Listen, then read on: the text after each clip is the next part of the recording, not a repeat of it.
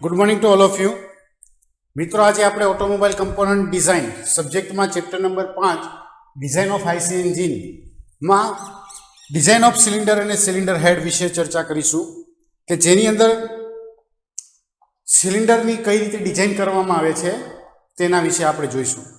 The procedure for the design of cylinder and cylinder head is given below. Cylinder head અને સિલિન્ડરની design કરવા માટે કયા કયા પેરામીટર અથવા તો કયા કયા ભાગોની ડિઝાઇન કરવાની છે તેની લિસ્ટ નીચે પ્રમાણે છે. પહેલું છે cylinder bore and stroke. Next છે thickness of the cylinder wall. Next આવશે સિલિન્ડર ફ્લેંજ થિકનેસ. નેક્સ્ટ આવશે સિલિન્ડર હેડ થિકનેસ. નેક્સ્ટ એની પછી આવશે diameter of bolt or stud. પછી આવશે diameter of bolt, pitch stud અને pitch circle and flange. And છેલ્લે પીચ ઓફ ધ બોલ્ટ. એટલે કે એટલા જે 7 તબક્કાઓ જે છે તેમાં આપણે સિલિન્ડરની ડિઝાઇન જે છે તે કરવામાં આવે છે. તો સૌથી પહેલાં હવે જોઈશું ફિગર. અહીંયા બંને પ્રકારના લાઇનર જે છે તે દર્શાવવામાં આવેલા છે ફિગરની અંદર, વેટ લાઇનર અને ડ્રાય લાઇનર. હવે કોનું ઇનિશિયલ કયું છે તે પણ અહીં ઓલરેડી ફિગરમાં દર્શાવેલું છે. અહીંયા સિલિન્ડર બ્લોક, સિલિન્ડર હેડ અને સિલિન્ડર સ્લીવ અથવા તો વેટ લાઇનર અથવા dry liner types of liner, એના નોમેનક્લેચર કે જે ઓલરેડી દર્શાવેલા છે અને તેને કયા ઇનિશિયલથી દર્શાવવામાં આવે છે તે પણ દર્શાવેલું છે. તો સૌથી પહેલાં જોઈએ તો ઉપરનો ભાગ જે છે તેને સિલિન્ડર હેડ તરીકે ઓળખવામાં આવે છે, જે બંને બાજુ આ રીતે દર્શાવેલો છે. વચ્ચેના ભાગે જે દર્શાવેલું છે તેને લાઇનર તરીકે ઓળખવામાં આવે છે, અને જે ફિન્સવાળો એરિયા છે તેને સિલિન્ડર અથવા તો સિલિન્ડર બ્લોક તરીકે ઓળખવામાં આવે છે. ઉપરાંત જે ભાગની અંદર પાણીનું સર્ક્યુલેશન દર્શાવે છે તો એ ભાગને આપણે વોટર જેકેટ તરીકે ઓળખીએ છીએ. તો આ રીતે સિલિન્ડરમાં કઈ રીતે નામ હતા એ જોયા. હવે આપણે જોઈએ તો ડાયામીટર. સિલિન્ડરનો ઇનસાઇડ ડાયામીટર એટલે કે જે સ્લીવનો અથવા તો લાઇનરનો ઇનસાઇડ ડાયામીટર તરીકે અહીં આપણે ઓળખવામાં આવે છે, કે જેને કેપિટલ ડી વડે દર્શાવવામાં આવ્યો છે. નેક્સ્ટ આવે છે T, thickness of cylinder liner. Cylinder લાઇનરની જાડાઈ કેટલી છે તેને ટી વડે દર્શાવવામાં આવી છે. અહીંયા ટી વડે ઓલરેડી દર્શાવેલી છે. નેક્સ્ટ છે થિકનેસ ઓફ હેડ, કે હેડની જાડાઈ કેટલી છે તો અહીંયા બંનેને ટી એચ વડે દર્શાવવામાં આવી છે. અને ફ્લેંજની જે કોઈ થિકનેસ છે તેને બંને બાજુ ટી એફથી દર્શાવવામાં આવી છે. ડીઓ જે છે એ total diameter of the cylinder વડે દર્શાવવામાં આવ્યો છે, જ્યારે ડીપી બે સ્ક્રૂ વચ્ચે અથવા તો બે સ્ટડ અથવા તો બે બોલ્ટ વચ્ચેનું ડિસ્ટન્સ અથવા તો તેનો ડાયામીટર બે વચ્ચે કેટલો છે, પીચ સર્કલ કેટલી છે તેને ડીપી વડે દર્શાવવામાં આવેલી છે. તો આ રીતે અહીં દર્શાવવામાં આવેલું છે. અને અહીંયા જે વેટ લાઇનરના કિસ્સા, ડ્રાય લાઇનરના કિસ્સામાં ક્લિયરન્સ ટીસી જે છે એ પણ એક્સ્ટ્રા દર્શાવેલું છે. તો સૌથી પહેલાં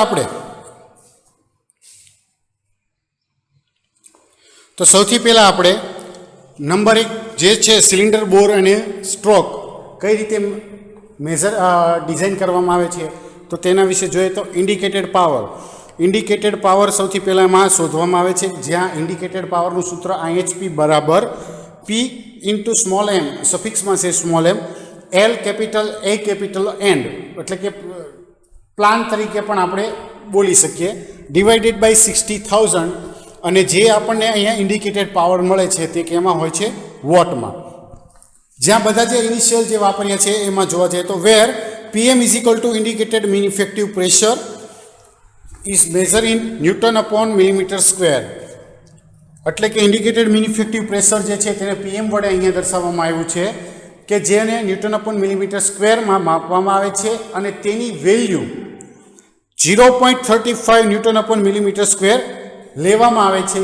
ક્યારે? તો કે જ્યારે ડેટાની અંદર આપવામાં આવેલી ન હોય એવા કિસ્સામાં. કેપિટલ L બરાબર સ્ટ્રોક લેન્થ ઓફ પિસ્ટન, એટલે કે TDC અને BDC વચ્ચેનું અંતર જે છે તેને કેપિટલ L વડે દર્શાવવામાં આવ્યા છે, જે હંમેશા સ્ટ્રોક જે છે તે કેમાં માપવામાં આવે છે? મીટરની અંદર. A is equal to cross section area of the cylinder in millimeter square. Cylinder એટલે કે જેની કમ્બશન થાય છે, જે એરિયાની અંદર કમ્બશન થાય છે, સ્લીવનો અંદરનો ભાગ જે છે અથવા તો લાઇનરનો ઇનસાઇડ ભાગ છે, તો તેનો એરિયા કેટલો છે? π/4 into D square. D is equal to capital D જે છે એ ડાયામીટર ઓફ ધ સિલિન્ડર અથવા તો સિલિન્ડર લાઇનર જે એમએમમાં માપવામાં આવે છે, અને કેપિટલ એન જે છે તે એન્જિનના આરપીએમ અહીં દર્શાવે છે કે કેટલા સ્પીડ ઉપર એન્જિન છે તે ફરે છે. નેક્સ્ટ આગળ જોઈશું મિકેનિકલ એફિશિયન્સી. મિકેનિકલ એફિશિયન્સી જે છે તે કઈ રીતે મેઝર કરવામાં આવે છે? તો કે મિકેનિકલ એફિશિયન્સીનું સૂત્ર છે ઇટા મિકેનિકલ બરાબર BHP divided by IHP. If mechanical efficiency is not given in data, it will be taken as 80%. જો મિકેનિકલ એફિશિયન્સી આપણને ડેટાની અંદર ના આપેલી હોય તો આવા કિસ્સામાં મિકેનિકલ એફિશિયન્સી જે છે તે 80% લઈ અને આગળ પ્રોબ્લેમ સોલ્વ કરવાનો હોય છે. હવે પહેલી વસ્તુ એ છે કે આપણે બોર અને સ્ટ્રોક મેઝર કરવાના છે, એટલે IHP વાળું જે સૂત્ર છે તે આપણને કયા ફોર્મમાં મળશે? ડી વાળા સૂત્રમાં. એટલે આપણી આગળ કોઈ એક વેરિયેબલ અહીં ફિક્સ છે કે અહીં આપણે પહેલાં ડી શોધશું, જ્યારે BHP જે છે તે ઓલરેડી આપણને ગિવન ડેટાની અંદર આપેલા હશે. મિકેનિકલ એફિશિયન્સી આપેલી હશે અથવા તો ના આપી હોય તો એવા કિસ્સામાં આપણે 0.8 લઈ અને સોલ્વ કરશું તો આપણને ડાયરેક્ટ ડી જે છે ડાયામીટર ઓલરેડી મળી જાય. તો અહીંયા આપણે મિકેનિકલ એફિશિયન્સી આવા કિસ્સાની અંદર 80% લેવાની. The maximum pressure P maximum may be taken as 9 to 10 times mean effective pressure. જે P maximum અહીંયા થાય છે કે મેક્સિમમ એક્સપ્લોઝિવ પ્રેશર અથવા તો મેક્સિમમ ગેસ પ્રેશર તે મીન પ્રેશરના 9 થી 10 ગણું લેવામાં આવે છે. જનરલી જ્યારે ના આપ્યું હોય ગિવન ડેટાની અંદર તો આવા કિસ્સામાં આપણે P મિનિમમ ઇન્ટુ 10 કરી અને P મેક્સિમમની વેલ્યુ જે છે તે લેતા હોઈએ છીએ. Stroke to bore ratio is equal to capital L divided by D is equal to 1.25 D to 2D. સ્ટ્રોકથી બોરનો રેશિયો જે છે L/D નો એ આપણે 1.25 ડી થી 2D ડાયામીટર, કેપિટલ ડી જે છે એ ડાયામીટર છે તે લેતા હોઈએ છીએ. એટલે અહીંયા જે સ્ટ્રોક લેન્થ જે છે તે ડાયરેક્ટ ઉપર આપણે સૂત્ર મૂકશું IHPના, જે એક્ઝામ્પલ વખતે આપણે જોઈશું, તો એની ઉપરથી આપણને કઈ રીતે ડી મળે છે તે મળી જાય. Since there is a clearance on the both side of the cylinder, the length of cylinder is taken 50% greater than the stroke length. એટલે કે જે આપણે સ્ટ્રોક લેન્થ આપણે ઉપર જે રેશિયો પ્રમાણે જોવા જઈએ તો આપણે ડાયામીટર મળે, ડાયામીટરમાંથી આપણે લેન્થ શોધશું 1.25 અથવા તો 2D કરીને, તો અહીં આપણને સ્ટ્રોક લેન્થ મળે છે કે જે TDC અને BDC વચ્ચેનું અંતર જ માત્ર છે. પરંતુ TDC થી ઉપરના ભાગે અને BDC થી નીચેના ભાગે ક્લિયરન્સ જે છે તે થોડુંક આપવામાં આવેલું હોય છે. તો આ ક્લિયરન્સ જે છે તે કેટલું લેવામાં આવે છે? તો કે 15%, ટોટલ લેન્થના 15% જેટલું એ લેવામાં આવતું હોય છે.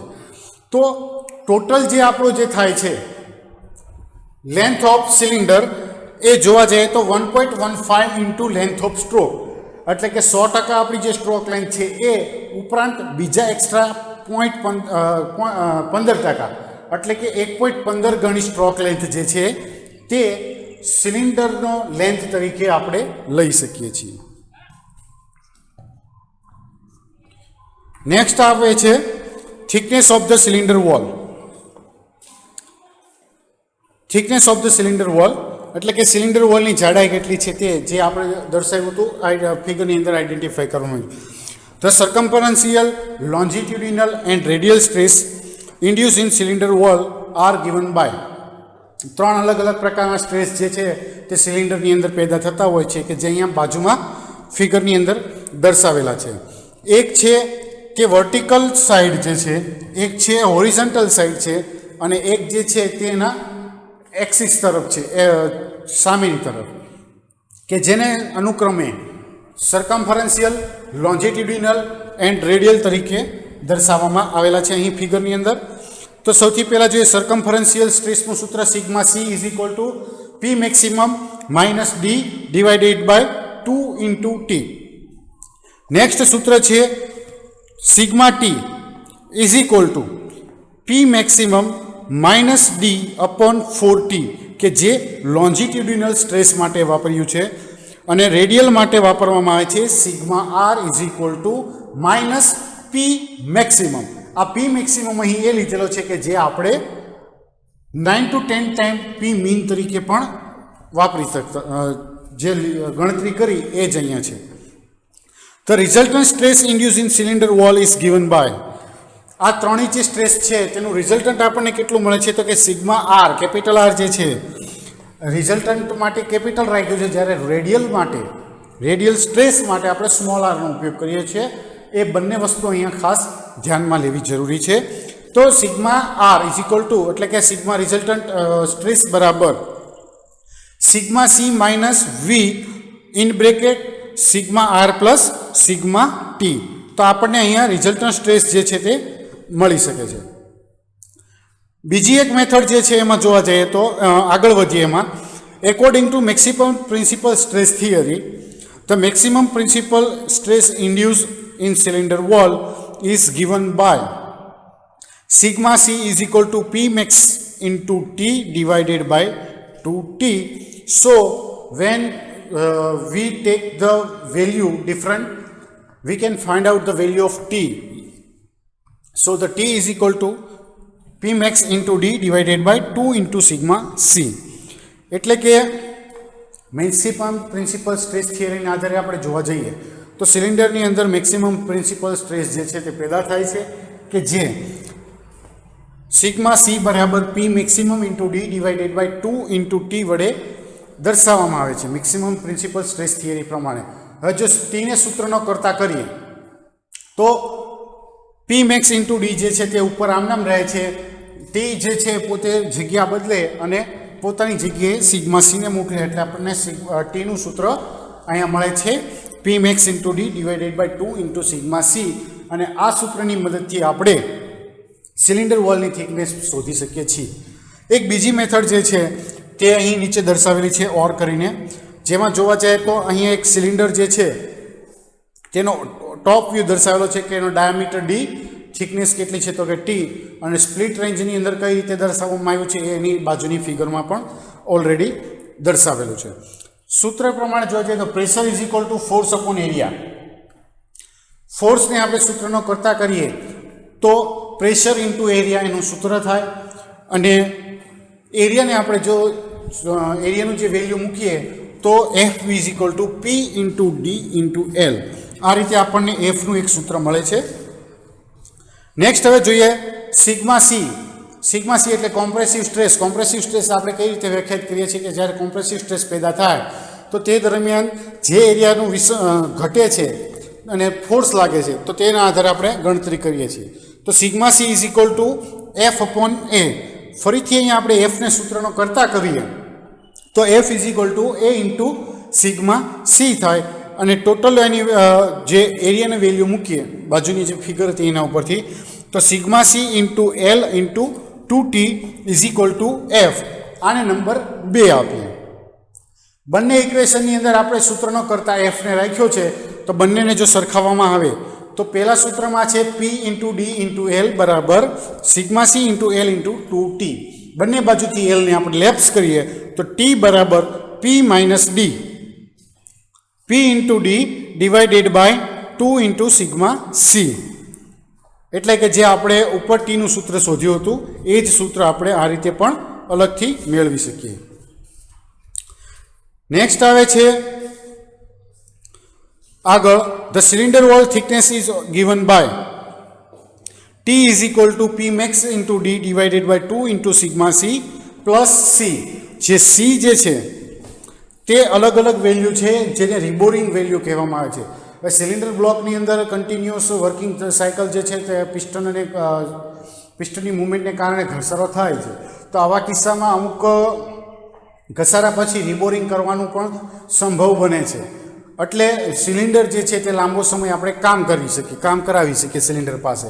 તો તેના માટેની એક રેન્જ આપેલી હોય છે, એ પ્રમાણેમાં સેટ કરવામાં આવે છે. તો જ્યાં where T is equal to thickness of the cylinder wall, P maximum equal to maximum gas pressure अथवा maximum explosive pressure કે જે આપણે ન્યૂટન અપોન મિલીમીટર સ્ક્વેરમાં લઈએ છીએ. કેપિટલ ડી બરાબર inside diameter of the cylinder liner મિલીમીટરમાં લઈએ છીએ. Sigma C is equal to allowable tensile stress for the cylinder wall in newton upon millimeter square.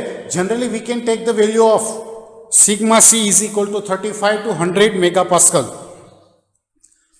જે કિસ્સામાં આપણને ના આપી હોય સિગ્મા સી ની વેલ્યુ, તો એવા કિસ્સાની અંદર આપણે 35 થી 100 વચ્ચે લઈ શકીએ છીએ. અને સામાન્ય રીતે આપણે જોઈ ગયા કે કાસ્ટાયન અથવા તો કાસ્ટાયન એલોયમાંથી જ સિલિન્ડર લાઇનર જે છે તે મેન્યુફેક્ચરિંગ કરવામાં આવતું હોય છે. C is equal to reboring factor. Reboring ફેક્ટરની વેલ્યુ જે છે તે 4 લેવામાં આવે છે. ક્યારે? તો કે જ્યારે ના આપી હોય ત્યારે. પણ જો આપણે અલગ અલગ ડાયામીટરના રેન્જમાં હોય તો ત્યારે ક્યારે કઈ વેલ્યુ આપણે લેવી, તો તેનું એક ટેબલ પણ બાજુમાં આપેલું છે કે જેમાં ડાયામીટર કેટલો છે ડીમાં અને સી કેટલું છે તે દર્શાવેલું છે. જો ડાયામીટર 75 mm હોય તો સીની વેલ્યુ 1.5 લેવાની, 1.5 લેવાની. 100 mm નો ડાયામીટર હોય તો 2.4 લેવાની. 150 mm હોય તો આવા કિસ્સામાં 4 લેવાની. 200 mm હોય તો 6.3, 250 mm હોય તો 8.0, 300 mm હોય તો 9.5, 350 mm હોય તો 11 mm, 400, 450 અને 500 mm હોય ડાયામીટર, તો આવા કિસ્સામાં રીબોરિંગ ફેક્ટરની વેલ્યુ જે છે તે 12.5 લેવામાં આવે છે.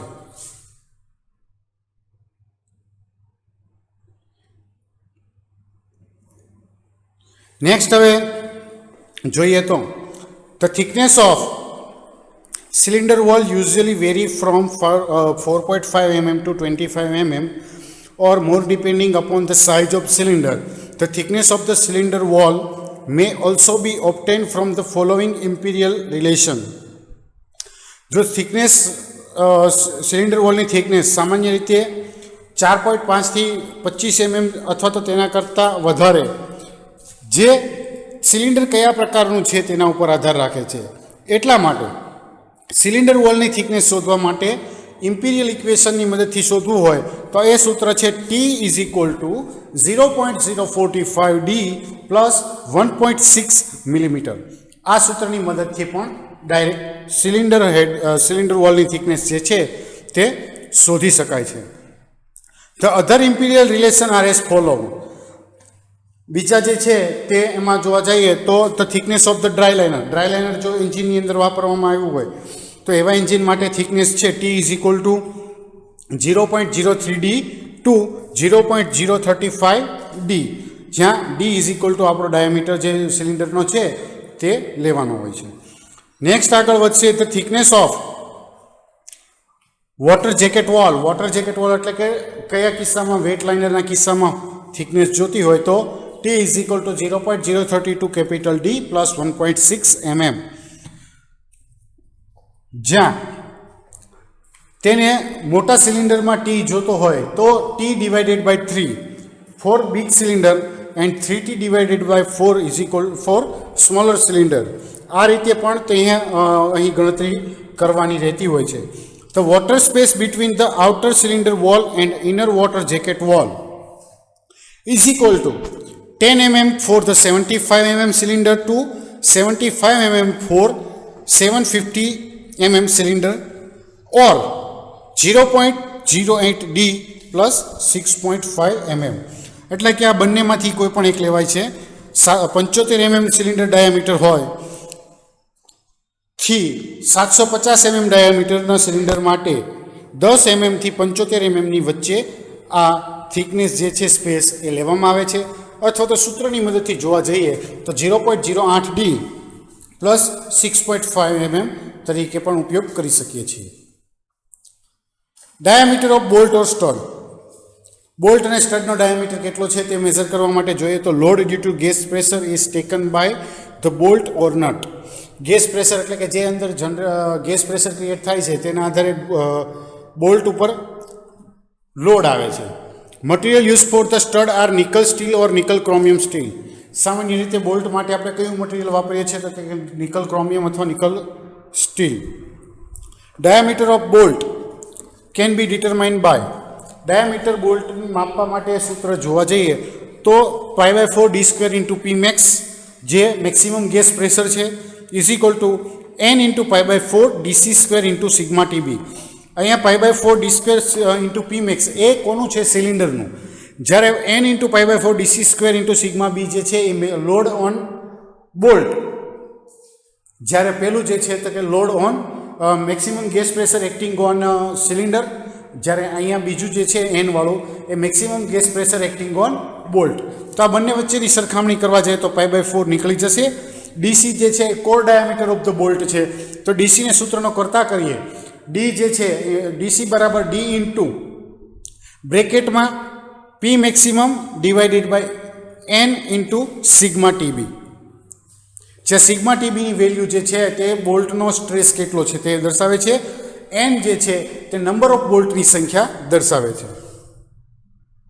Where the DC is equal to core diameter of the stud or bolt. Capital D બરાબર ડાયામીટર ઓફ બોલ્ટ. સિલિન્ડર બોરનો ડાયામીટર કેટલો છે તે કેપિટલ ડી વડે સ્મોલ ડી વડે કોર ડાયામીટર આપવામાં આવે. Sigma B allowable tensile stress for the bolt material અથવા તો સ્ટડ મટીરિયલ કે જેને ન્યૂટન અપોન મિલીમીટર સ્ક્વેરમાં આપવામાં આવેલું હોય છે. સામાન્ય રીતે ના આપવામાં આવેલું હોય તો એવા કિસ્સાની અંદર સિગ્મા ટીબી જે છે તે 70 ન્યૂટન અપોન મિલીમીટર સ્ક્વેર તરીકે લેવામાં આવતો હોય છે.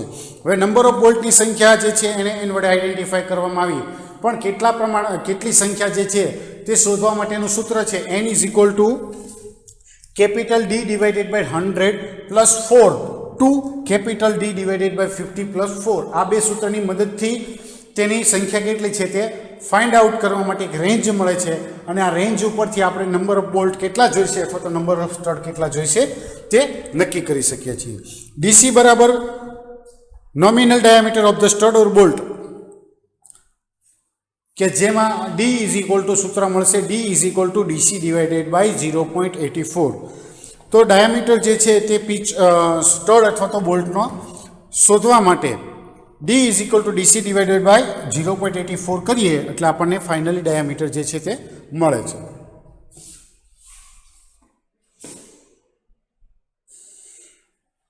Nominal diameter of the bolt or stud should be not be less than 60 mm.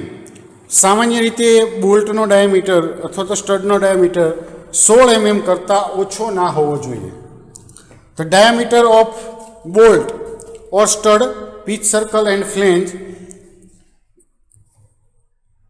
the diameter of bolt pitch circle, bolt જે કેટલા અંતરે એકબીજાને લગાડવાના છે તો એને પીચ બે નંબર ઓફ બોલ્ટ અથવા તો નંબર ઓફ સ્ટડ વચ્ચે અંતર જે છે તેને પીચ તરીકે ઓળખવામાં આવે છે, જે હોરિઝોન્ટલ અને વર્ટિકલી અલગ અલગ હોય છે.